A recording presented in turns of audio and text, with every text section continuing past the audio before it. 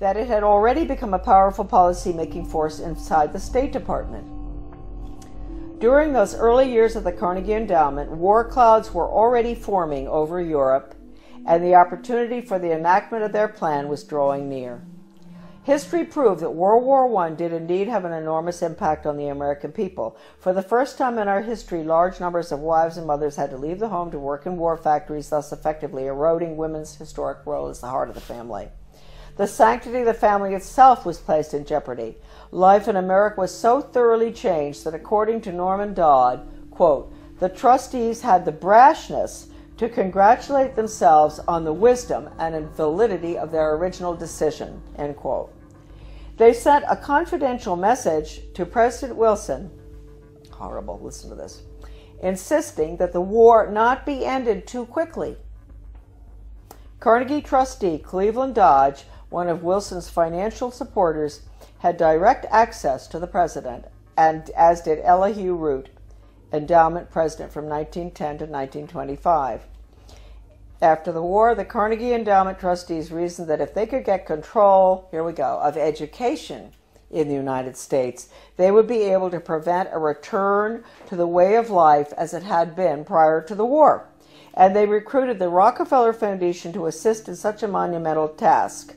According to Dodd, quote, they divided the task in parts, giving to the Rockefeller Foundation the responsibility of altering education as it pertains to domestic subjects. That was the Southern Education Board they set up. But Carnegie retained the task of altering our education in foreign affairs and about international relations. That would be UNESCO, UN, all that stuff. The foundations decided that the most effective method of achieving this goal would be to alter American history. So they awarded grants, fellowships, and scholarships to those professors and historians who would rewrite American history and promote one-worldism, humanism, and socialism. By the early 30s, the well-laid plans of the Foundation trustees had reached fruition, and a Reese Committee staff report concluded, 1, that there had indeed been a non-bloody revolution in America between 1933 and 1936, 2, that a certain few foundations had funded efforts to change the beliefs of the American people through education and propaganda, and 3, that these revolutionary changes had been accepted without resistance. To demonstrate how thoroughly American opinion had been changed according to the plan of the foundations, we cite the following historical example. At the end of World War I, Woodrow Wilson and his shadowy alter ego, Colonel Edward M. House, tried to sell the U.S. Senate and the American people on the idea of the League of Nations. This was, of course, the first concerted international effort towards a one-world government. Wilson and House failed in their mission, but a generation later, after another great war and much re-education via college international relations clubs, international studies, educational grants, and the like, the Senate and the people readily accepted membership in the United Nations. Roosevelt's foreign policy advisor, Alger Hiss, helped write the UN Charter, in which the Soviet Union was given 3 votes in the General Assembly and the United States only 1. And then, before his perjury conviction for lying, that's Hiss, about his Soviet espionage activities, he went on to become president of the Carnegie Endowment for International Peace.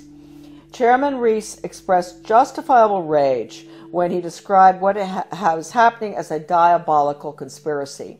The conspirators had left little to chance.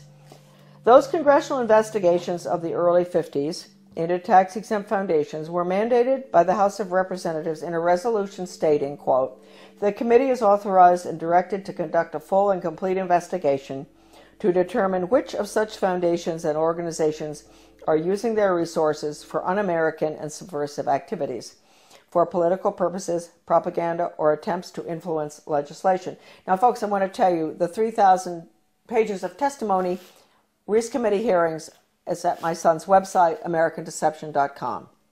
The person I bought the hearings from, the transcript, was offered 20 years ago any amount of money for that 3,000 pages. The foundations wanted it back. It was the only copy left available. And he would not sell it to them. So my friend sold it to me. My friend knew Norman Dodd very well. He sold it to me for $3,000, which is really cheap. All right, a dollar a page. He'd been offered any amount. They said, we'll pay you anything. You name it, anything. We want that copy. So it's now on the web for everybody to read. All right, now we'll continue. The congressional investigations, right. To determine which of such foundations and organizations are using their resources for un-American and subversive activities, for political purposes, propaganda, or attempts to influence legislation. The tax-exempt status granted to foundations by the Congress of the United States is a special and powerful privilege subsidized by the American taxpayer. Therefore, Congress has not only the authority but also the obligation to investigate how tax-exempt funds are spent. This should be the next investigation. Ron Paul should do this one, after the Federal Reserve. The Ford Foundation, largest of all the foundations, balked when it received a preliminary questionnaire from the Reese Committee. H. Rowan Gaither, president of the multi-billion-dollar foundation, summoned committee research director Dodd to foundation offices in New York City.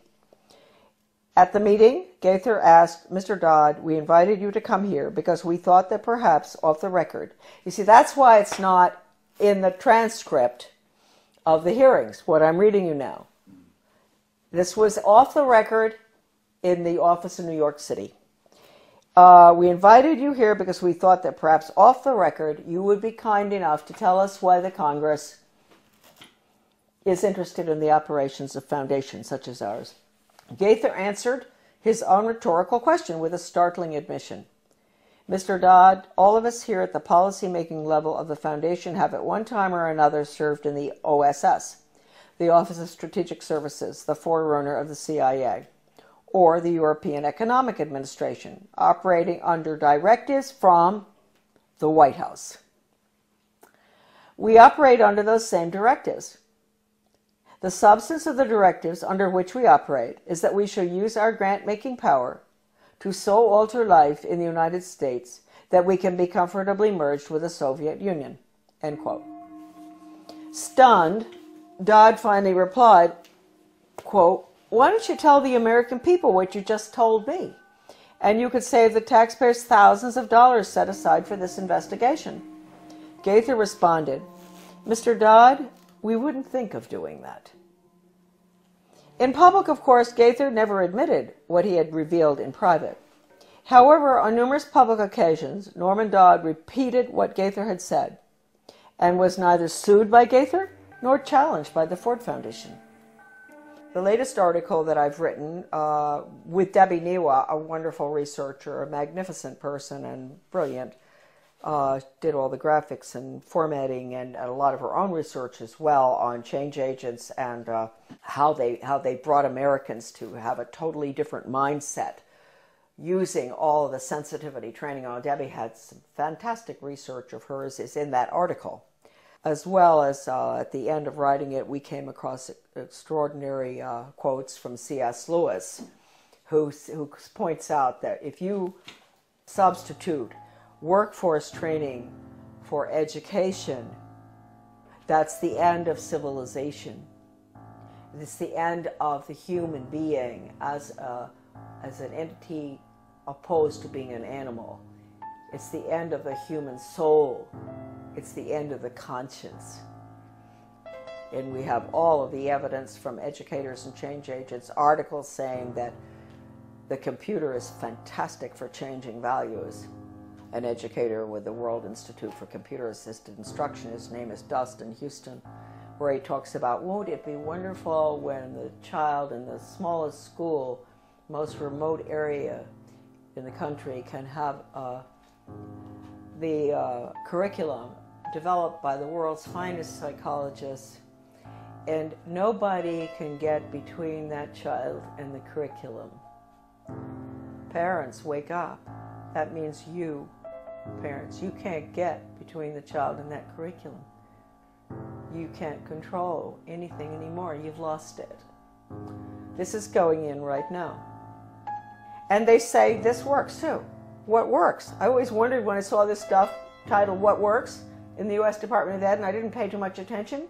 And one day I picked it up, something, and what works? Yeah, dog training works. If you reinforce, if you give rewards and all. And mind you, folks, The rewards are being passed out galore all over our country now, not just in education. In my former town of Bath, the police, the community-oriented policing system, the police are giving rewards to citizens who do good deeds. They give them a little medal. They see them to help an older lady across the street who has groceries. The police determine what the good deed is. She gets a medal. That's a reward. That's conditioning. That's operant conditioning. You're going to end up with a society that never does anything for the sake of it being right. And they're never going to take a stand against anything unless it's approved by the government. So that's going to be the result of operant conditioning. It's throughout our community right now. The Secretary of Education, Arne Duncan, when he was in Chicago, with the Chicago schools, he even recommended paying students for good grades. Now, that's why teachers are up in arms about merit pay, performance-based pay. That's the same thing. They're going to pay the teachers for students getting good test scores.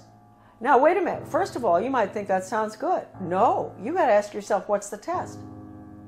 It's hard to believe that anybody would deliberately do this to children, but they are. They're evil people, and their agenda has been evil ever since this book was written. This is it.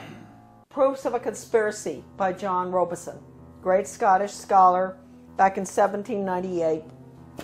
He was a Scottish Freemason, and he went to France and studied, French Orient Masonry, and was so shocked by what he saw, it was so much worse than the Scottish Rite, that he went back and wrote that book, which he actually did give a copy to George Washington. That book is like a global education textbook being used in the American schools right now. It talks about 1798. This is after the French Revolution. Get rid of royalty, get rid of religion, get rid of the family. That's basically what's in the book.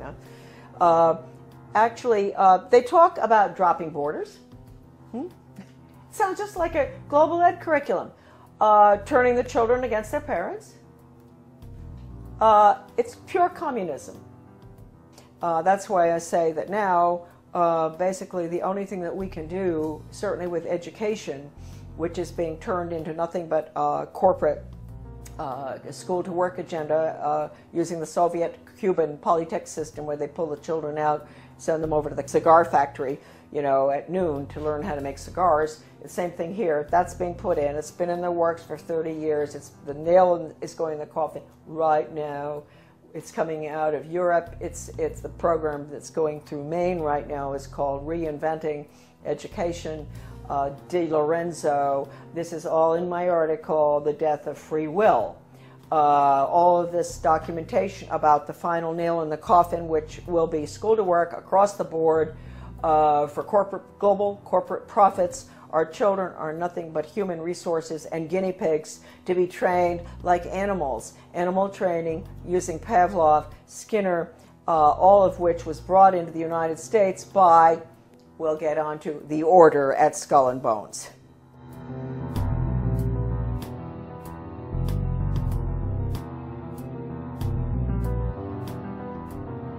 Coming soon to PrisonPlanet.tv, part 2 of our in-depth interview with Charlotte Thompson Iserbyt. We will expose the secrets of the Order of Death, publicly known as Skull and Bones. Mrs. Iserbyt's information, obtained from her father and grandfather, who were members of Skull and Bones, was the key intel used in the seminal work by Anthony Sutton on Skull and Bones. In part 2 of this key interview, soon to be released at PrisonPlanet.tv, she will reveal even more information, some of it never before seen or released. Visit Infowars.com and PrisonPlanet.com. When you're on the site, you can also tune in 24 hours a day to my daily radio broadcast. There's also a free iPhone app to listen to the syndicated radio show when and where you want.